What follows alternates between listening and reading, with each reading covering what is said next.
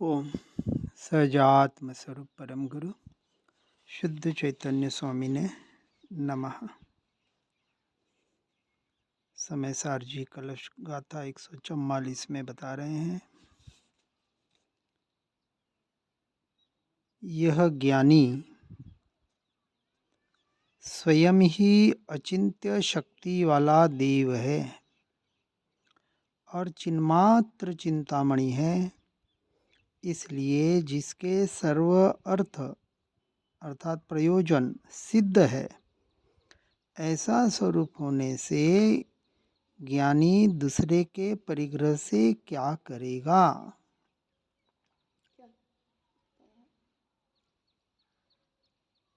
5 पापों का बाप परिग्रह कहा है और परिग्रह 10 बाह्य और 14 अभ्यंतर होते हैं। उसमें सबसे बड़ा परिग्रह मिथ्यात्व को कहा। तो विचार करना, ज्ञानी अर्थात चौथे गुणस्थानक से लेकर आगे वाले सब ज्ञानी, चौथे में केवल ज्ञान का अंश सम्यक दर्शन रूपी श्रद्धान रूपी प्रकट हुआ, उसकी पूर्णता 13वें गुणस्थानक में होती है। ऐसा ज्ञानी जो स्वयं को स्वयं से स्वयं के लिए स्वयं ही अचिंत्य शक्ति वाला परमात्मा स्वरूप भगवान आत्मा मानता है, ऐसा कौन? मैं, जिसका चिंतन के द्वारा, विचार के द्वारा, शब्दों के द्वारा वर्णन नहीं किया जा सकता, ऐसा अचिंत्य शक्ति वाला, उसे अनंत शक्ति कहा।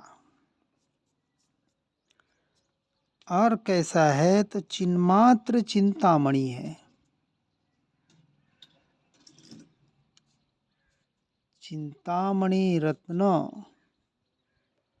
उससे भी महान कह सकते हैं। लोहे को सोना बना दे या जो मांगे वो मिल जाए, यहाँ तो कहते हैं कि जो जैसा है वैसा उसको बना दे और जहाँ कुछ मांगने की ही जरूरत न पड़े। जब जाना माना कि सब कुछ मैं हूँ, सब कुछ मुझ में है, अंश मात्र भी परद्रव्य प्रभावों की पर की मुझे आवश्यकता नहीं है, इस अपेक्षा से जिसके सर्व प्रयोजन, सभी प्रकार के प्रयोजन जिसके सिद्ध हो गए, एक सिद्ध का अर्थ होता है पूर्ति होना,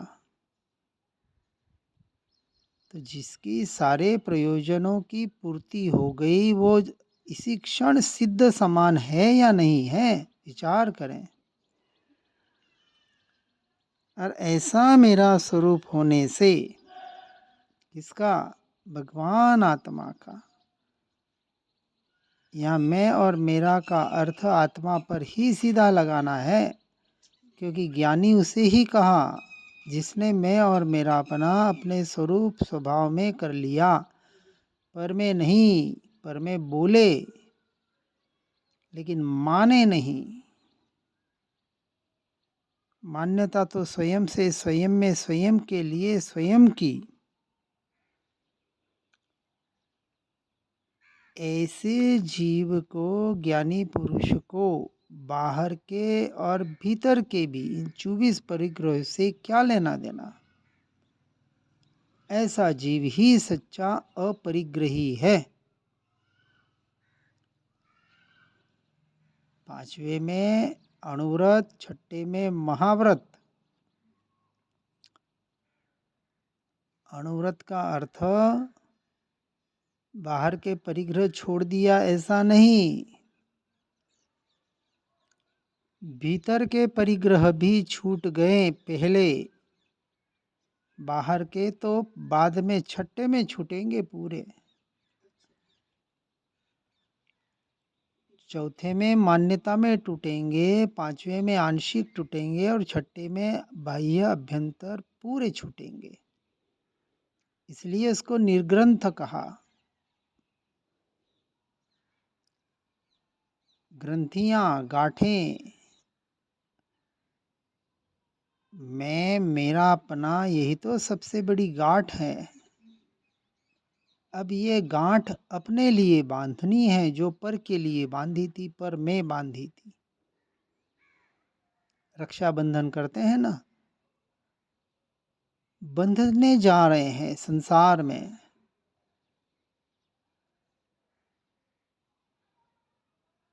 एक कच्चे धागे का बंधन हमें मोहाशक्ति में डालकर संसार में भटका रहा है। यही इसी बंधन को अपनी आत्मा से बांध ले तो बेड़ा पार हो जाए। इसलिए गाथा 154 में बता रहे हैं, जिसके भय से चलायमान होते हुए तीनों लोग अपने मार्ग को छोड़ देते हैं, ऐसा वज्रपात होने पर भी ये सम्यक दृष्टि जीव स्वभावतः निर्भय होने से समस्त शंका को छोड़कर स्वयं अपने को, जिसका ज्ञान रूपी शरीर अबद्ध है, ऐसा जानते हुए ज्ञान से च्युत नहीं होते। और ऐसा परम साहस करने के लिए मात्र सम्यक दृष्टि ही समर्थ है। क्या कह रहे हैं? तीनों लोक में जीव अर्थात मिथ्या दृष्टि, अज्ञानी, 7 प्रकार के भयों से चलायमान होकर अपना मार्ग छोड़ देते हैं।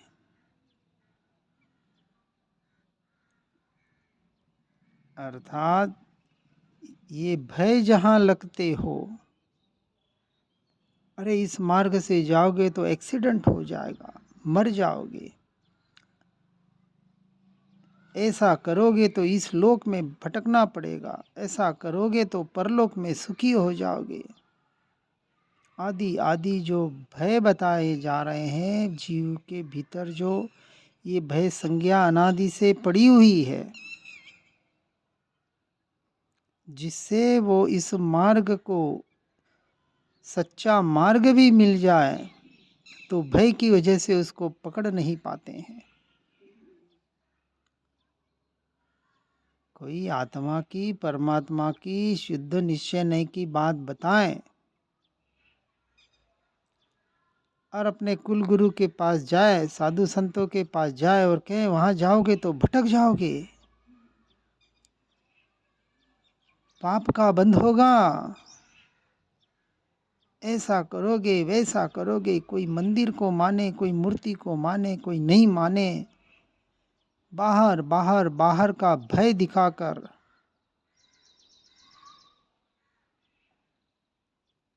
अपनी आत्मा से जीव को दूर किया जा रहा है। और उसी में जीव अपने कुल गुरु मत संप्रदाय के आग्रहों में पढ़कर, परंपराओं में पढ़कर सत्य मार्ग का स्वीकार नहीं कर पा रहा है। परंतु सम्यक दृष्टि जीव कैसे कि भयंकर भयंकर से भयंकर परिचय, उपसर्ग, प्रतिकूलता, दुख, कष्ट आदि वज्रपात जैसे होने पर भी, तीव्र होने पर भी अपने क्षमता के अनुसार, जिन्होंने समस्त शंकाओं को छोड़ दिया, और जो अपने स्वरूप स्वभाव के प्रति, अपने अस्तित्व के प्रति निशंकित है, ऐसे जीव नियम से निर्भय होते ही होते हैं। श्रद्धान में हो, कभी बाहर से भयभीत होते हुए दिखाई भी दे,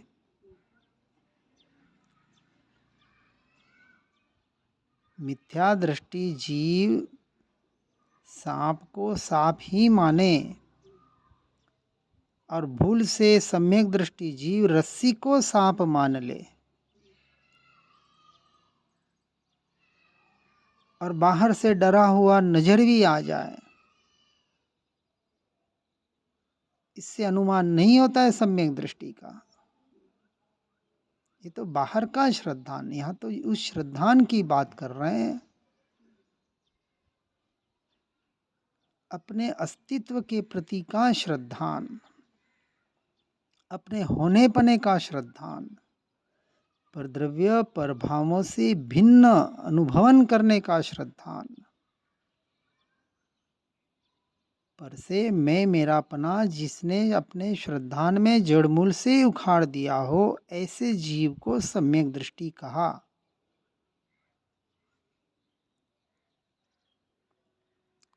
ऐसा जीव जो अपने ज्ञान रूपी शरीर में अबद्ध है, ऐसा जानते हुए ज्ञान से च्युत नहीं होता।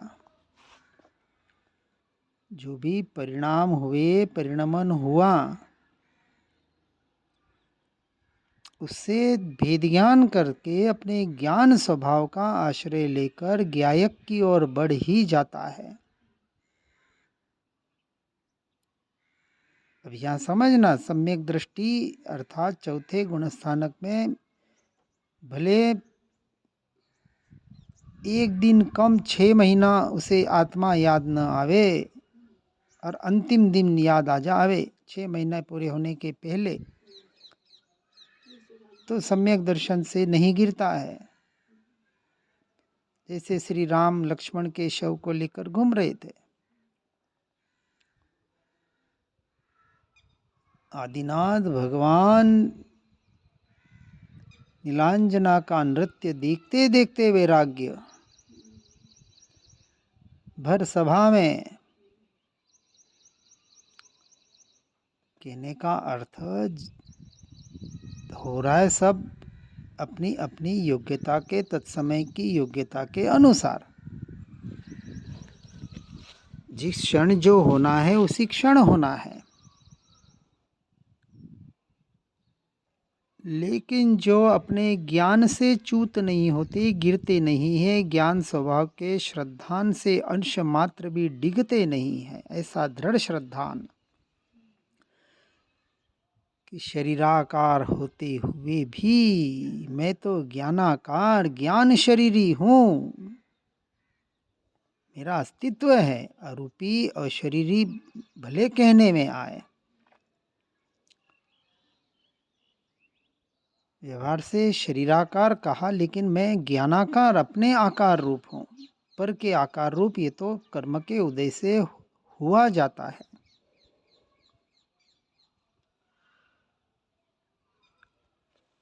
और ऐसा सब कुछ होते हुए भी अपने स्वभाव और अपने स्वरूप का आश्रय लेने का साहस, तीव्र पुरुषार्थ सम्यक दृष्टि जीव ही कर सकता है, अन्य के बस का ये रोग नहीं है। इसलिए कहा, बाहर कितने भी युद्ध जीत ले, पूरे जगत को जीत ले, जगत का अधिपति बन जाए, लेकिन जिसने मोह राग द्वेष को नहीं जीता, उसे मोक्ष मार्ग वीर नहीं कहता। वीरों के वीर महावीर, जिन्होंने पर को जीतकर इंद्रियों को, कषायों को, कर्मों को, जिस भी अपेक्षा से कहें, व्यवहार की अपेक्षा से और निश्चय से स्वयं की ही जीत हासिल की। अनादि से जो उपयोग बाहर जा रहा था उसे अपने में स्थिर किया और स्वयं पर विजय पाई। ये सच्चे वीरों का मार्ग।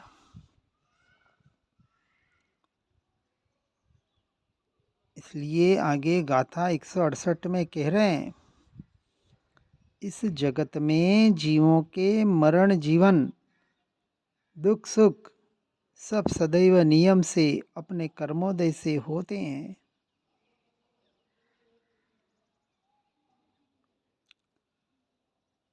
दूसरा पुरुष दूसरे के मरण जीवन में, अर्थात एक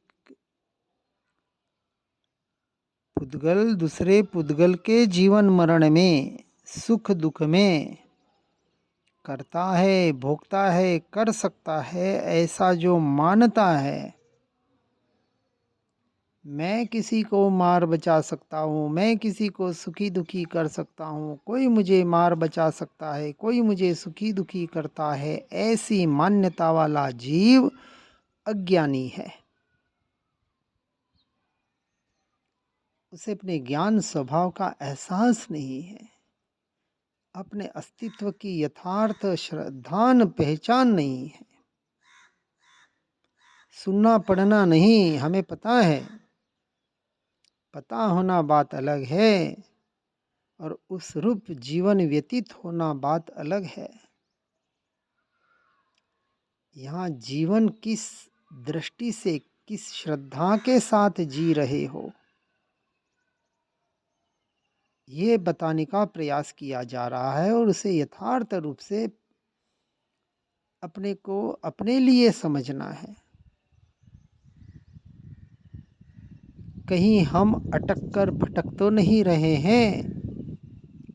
बहुत जने एकांत में चले जाते हैं, ज्ञान ज्ञान ज्ञान, हमें तो बराबर ज्ञान का अनुभव हो रहा है, हमारा उपयोग ज्ञान स्वभाव पर ही जा रहा है। बहुत अच्छी बात है, पर क्या परद्रव्य पर भावों का मैं मेरापना छूटा क्या? पर में कर्तृत्व भोक्तृत्व रूपी बुद्धि छूटी क्या? क्रिया से नहीं, पहले श्रद्धान से छूटेगा, बराबर है। लेकिन श्रद्धान से जिसका छूटता है, उसका नियम से क्रिया में भी छूटते जाता है अपने भूमिका के अनुसार।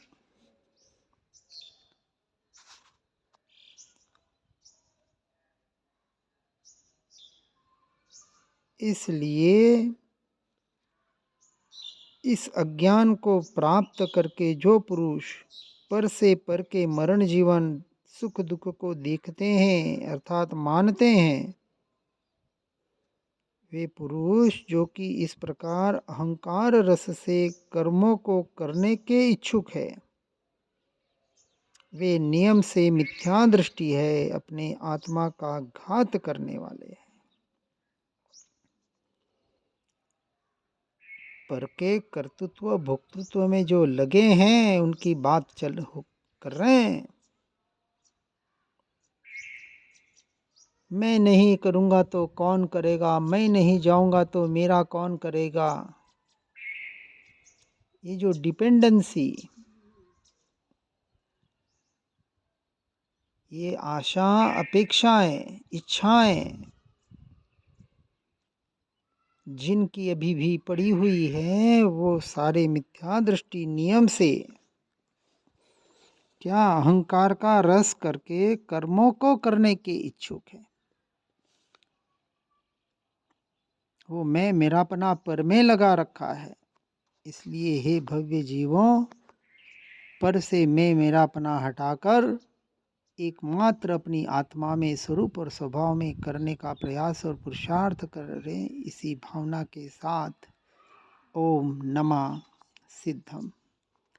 जिन वाणी के ज्ञान से हो सम्यक श्रद्धान, हो चारित्र महान, पाओ पद निर्वाण। निज निधि निज में बताई, यह अनंत उपकार है।